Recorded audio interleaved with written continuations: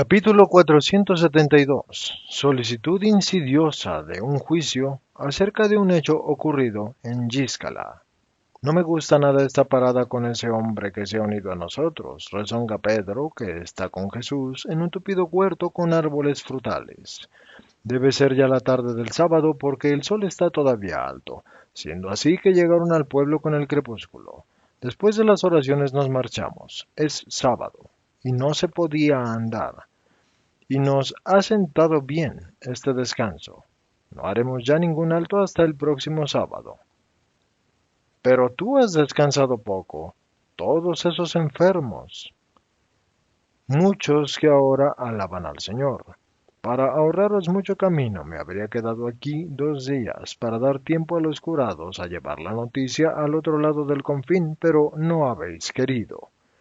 No, no, quisiera estar lejos ya. Y no te fíes demasiado, maestro. Tú hablas, pero ¿sabes que todas tus palabras en ciertas bocas se transforman en veneno para ti? ¿Por qué nos lo han mandado? ¿Lo sabes? Sí, pero ¿por qué se ha quedado? No es el primero que se queda después de acercarse a mí. Y Pedro menea la cabeza porque no está convencido y masculla: es un espía, es un espía. No juzgues, Simón. Podrías arrepentirte un día de tu juicio actual. No juzgo, sino que tengo miedo. Por ti. Y esto es amor. Y el Altísimo no me puede castigar por amarte. No digo que te arrepentirías de esto, sino de haber pensado mal de tu hermano. Él es hermano de los que te odian y por tanto no es mi hermano. La lógica humanamente es justa, pero Jesús observa: es discípulo de Gamaliel y Gamaliel no está contra mí, pero tampoco está contigo, y quien no está en contra está conmigo, aunque así no lo parezca. No se puede pretender que un Gamaliel, bueno, el mayor doctor que tiene Israel hoy, un pozo de saber rabínico, una verdadera mina en la que están todas las sustancias de la ciencia rabínica, pueda diligentemente repudiar todo por optar por mí, Simón. También a ustedes les es difícil optar por mí, dejando todo el pasado. Pero nosotros hemos optado por ti. No. ¿Sabes lo que es optar por mí? No es quererme y seguirme solamente. Estas cosas son en mucho mérito del hombre que soy y que atrae vuestras simpatías. Optar por mí es optar por mi doctrina, que es igual que la antigua en la ley divina, pero que es completamente distinta de esa ley, de esa aglutinación de leyes humanas que han venido acumulándose durante los siglos, formando todo un código y un formulario que de divino no tiene nada. Ustedes, todos los humildes de Israel, y también alguno que otro grande muy justo, se quejan y critican las sutilezas formalistas de los escribas y fariseos, sus intransigencias y su dureza. Pero ustedes tampoco están de ello inmunes, porque no es culpa de ustedes. Durante siglos y siglos, habéis vosotros, hebreos, asimilado lentamente las emanaciones humanas de los manipuladores de la pura y sobrehumana ley de Dios. Ya sabes, cuando uno sigue durante años y años viviendo de una determinada manera distinta de la propia de su país, por vivir en un país extranjero, y viven en él sus hijos y los hijos de sus hijos, sucede que su descendencia acaba por ser como la del lugar en la que se halla. Se aclimata tanto que pierde incluso el aspecto físico de su nación, además de las costumbres morales, y por desgracia, tanto que pierde la religión de sus padres, pero ahí están los otros, vamos a la sinagoga. ¿Hablas tú? No, soy un simple fiel. He hablado con los milagros de esta mañana, con tal de que no haya sido perjudicial. Y Pedro está realmente descontento y preocupado, pero sigue al maestro, que se ha reunido con los otros apóstoles, Por el camino dan alcance a Jesús, el hombre de Giscala, y otros que son quizá del pueblo. En la sinagoga, el arquisinagogo con deferencia se dirige a Jesús diciendo, ¿quieres explicar, Rabí, la ley? Pero Jesús lo rehúsa, y como un simple fiel, sigue todas las ceremonias. Besa como los demás el rollo que alarga el vicearquisinagogo. Y digo esta palabra porque no sé cómo se llama este ayudante del arquisinagogo. Escucha la explicación del punto elegido por el arquisinagogo y de todas formas, aunque no hable, su aspecto ciertamente es ya predicación por el modo en que ora, y muchos lo miran, y el discípulo de Gamaliel no lo pierde de vista ni un minuto, y los apóstoles recelosos, como están, no pierden de vista al discípulo de Gamaliel.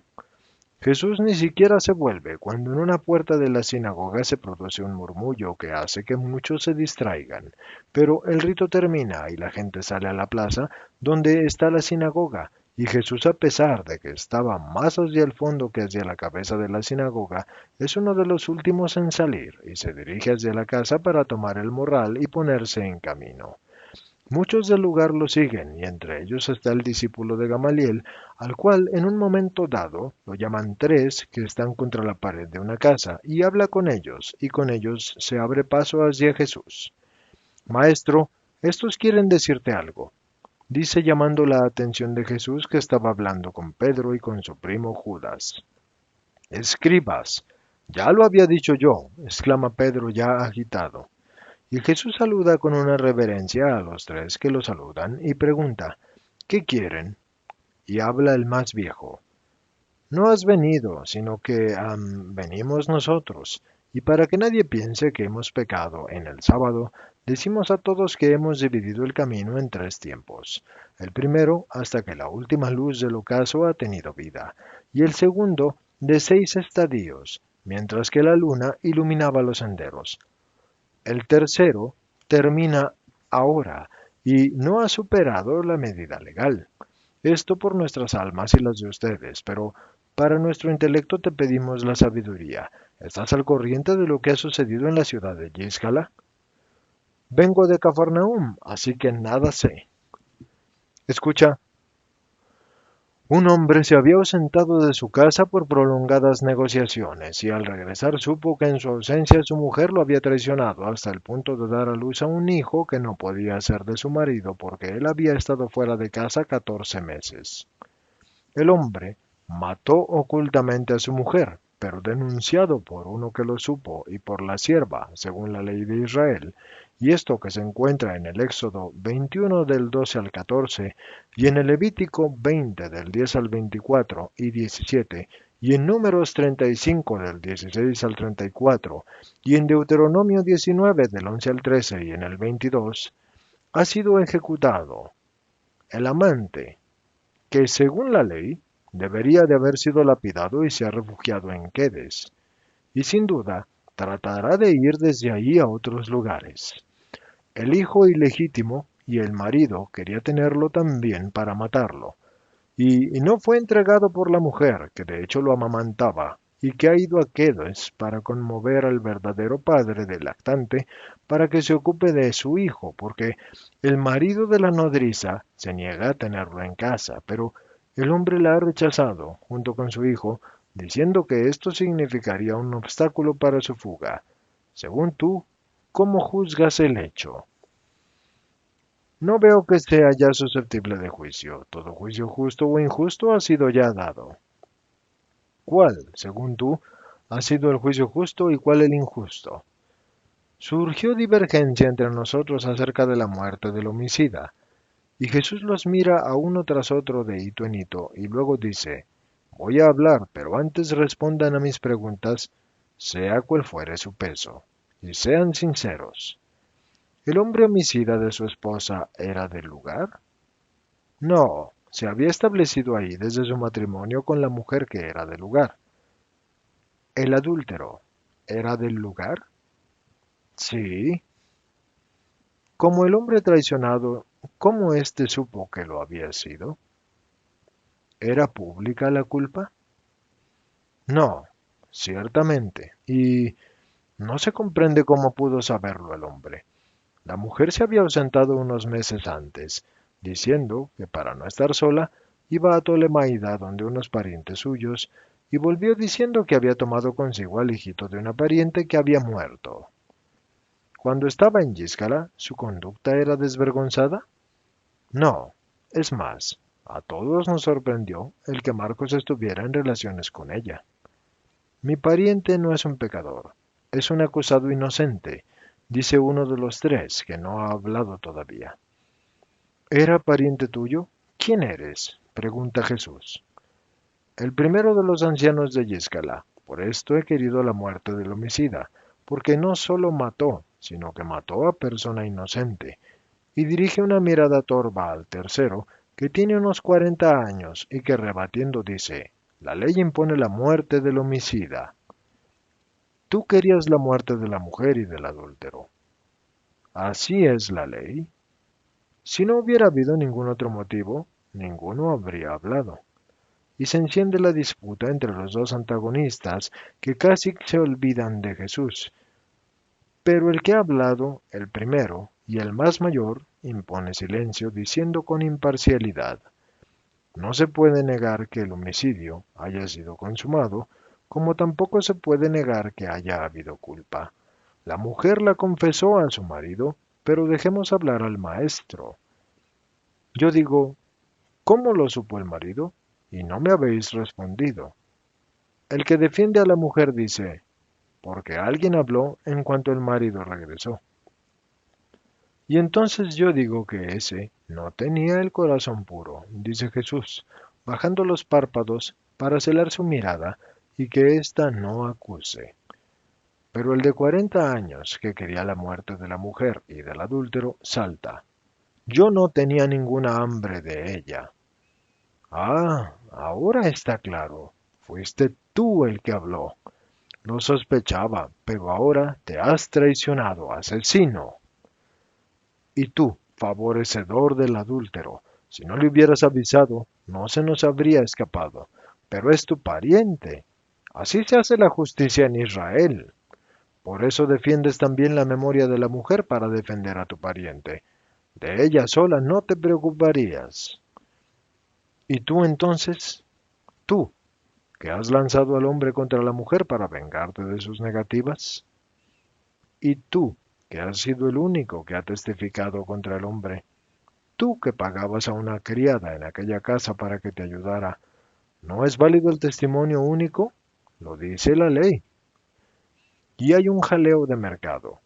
Jesús y el añoso anciano tratan de calmar a los dos, que representan dos intereses y dos corrientes opuestas, y que revelan un odio incurable entre dos familias. Lo logran a duras penas, y ahora habla Jesús sereno y solemne, y lo primero que hace es defenderse de la acusación salida de los labios de uno de los contendientes. Tú que proteges a las prostitutas. Yo no solo digo que el adúltero consumado es delito contra Dios y contra el prójimo, sino que digo, aquel que tiene deseos impuros hacia la mujer de otro es adúltero en su corazón y comete pecado. Ay, si cada hombre que ha deseado a la mujer de otros hubiera de ser muerto, los lapidadores deberían tener siempre las piedras en la mano.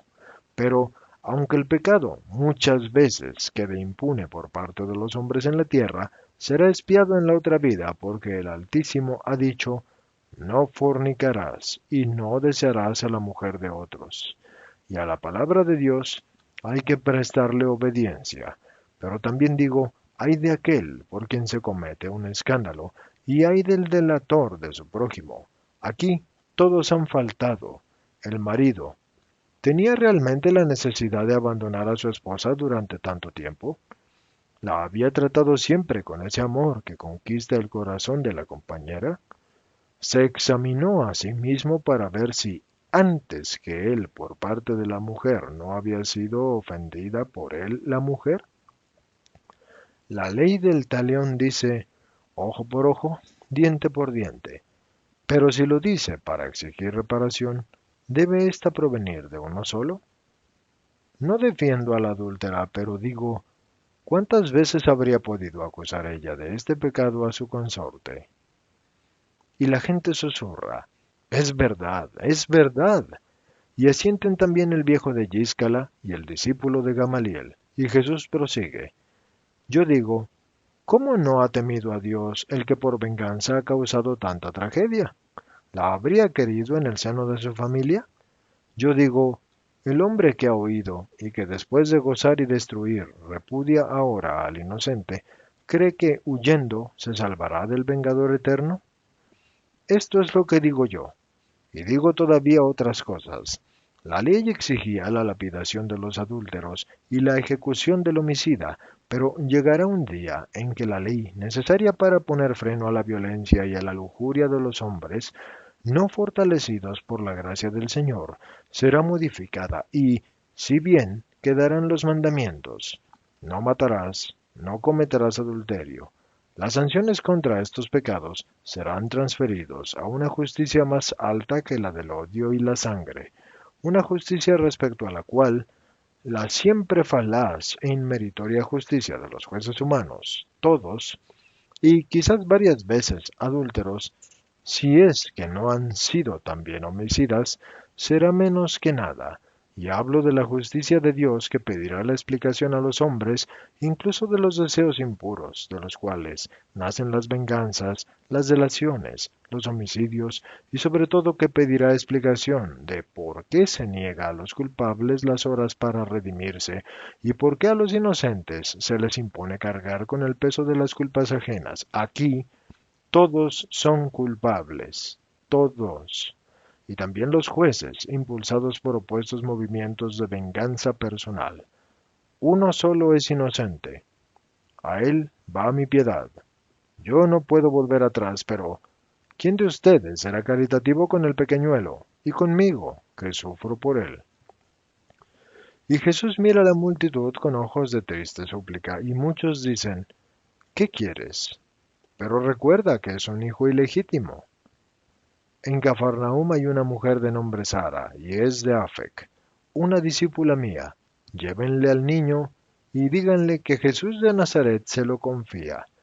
Cuando el Mesías que esperéis fuere de su reino y ponga sus leyes, que no anulan la palabra del Sinaí, sino que dan cumplimiento a esta con claridad, los hijos ilegítimos ya no estarán sin madre, porque yo seré el padre de los que no tienen padre. Y diré a mis fieles, amad a estos por amor a mí. Y cambiarán otras cosas porque la violencia será sustituida con el amor. Creíais quizás que ante vuestras preguntas yo iba a negar la ley, y por esto me habéis buscado. Decíos a vosotros mismos y a quien os ha enviado, que he venido a perfeccionar la ley y nunca a negarla.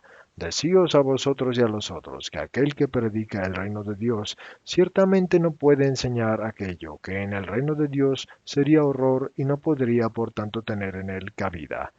Decidles también, y decíos, que recuerden lo que dice el Deuteronomio en el 18 del 15 al 19. El Señor tu Dios suscitará para ti de tu nación y de entre tus hermanos un profeta. Escúchalo. Eso pediste al Señor tu Dios en el Horeb. Dijiste, no vuelva yo a oír la voz del Señor mi Dios, y no vuelva yo a ver este grandísimo fuego, y no muera. Y el Señor me dijo, está bien lo que han dicho. Suscitaré para ellos en medio de sus hermanos un profeta semejante a ti, y pondré mis palabras en su boca, y les dirá todo lo que yo le mande.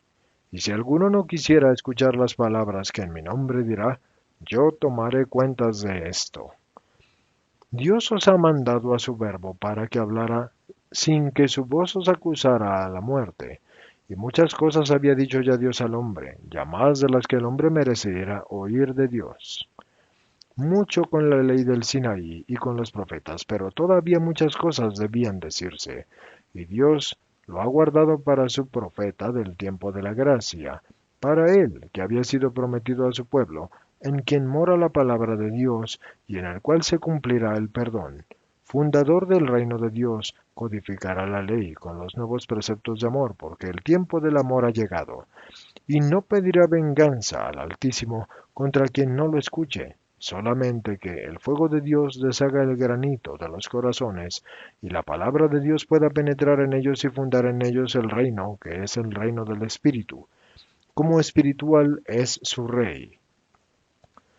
Al que quien quiera que sea ame al Hijo del Hombre, el Hijo del Hombre le dará camino, verdad y vida para ir a Dios, para conocerlo y para vivir la vida eterna. Y en aquel, quien quiera que sea, que acepte mi palabra, surgirán las fuentes de la luz, por lo cual conocerá el sentido oculto de las palabras de la ley, y verá que las prohibiciones no son amenazas, sino invitaciones de Dios, que quiere que los hombres sean bienaventurados y no réprobos, benditos y no malditos.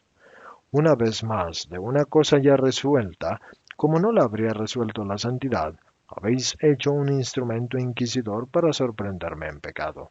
Pero yo sé que no peco, y no temo al decir mi pensamiento, que es este. El hombre homicida ha sufrido, con el deshonor primero y con la muerte después, las consecuencias de haber hecho de la ganancia la meta de su vida, y la mujer ha sufrido las consecuencias de su pecado con la muerte.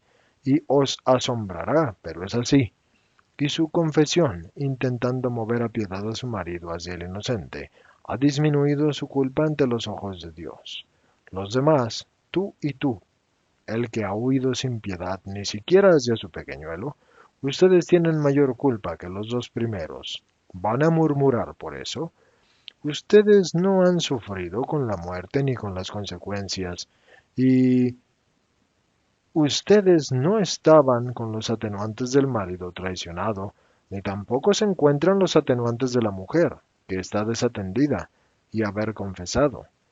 Y todos tienen un pecado, todos menos la nodriza del inocente. El pecado de rechazar a este inocente como un mal vergonzoso. Ustedes habéis sabido matar al homicida. Habríais sabido también matar a los adúlteros. Habéis sabido hacer lo que constituye a justicia severa, y lo habríais sabido hacer, pero ni siquiera uno ha sabido ni sabe abrir los brazos a la piedad hacia el inocente. De todas formas, vuestra responsabilidad no es completa. No sabéis y nunca sabéis exactamente lo que hacéis ni lo que se debería de hacer, y en esto está vuestro atenuante. Cuando este discípulo de Gamaliel ha venido a mí, me ha dicho, ven, quieren hacerte unas preguntas sobre un hecho que todavía tiene repercusiones. Las consecuencias son el inocente. Bueno, y ahora que sabéis lo que pienso, ¿cambiaréis vuestro juicio donde todavía puede cambiarse? A este le he dicho, yo no juzgo, yo perdono. Y Gamaliel dijo, solamente Jesús de Nazaret juzgaría con justicia aquí. Ya, como le he dicho a este, habría aconsejado a todos, y digo a todos el prorrogar la sentencia después de un atento examen, y hasta que se hubieran calmado las pasiones. Muchas cosas hubieran podido cambiarse sin agraviar a la ley, y la cosa ya está consumada. Y que Dios perdone a quien se haya arrepentido o se vaya a arrepentir de ello. No tengo yo más que decir. Bueno, todavía una cosa. Que Dios les perdone una vez más el haber tentado al Hijo del Hombre.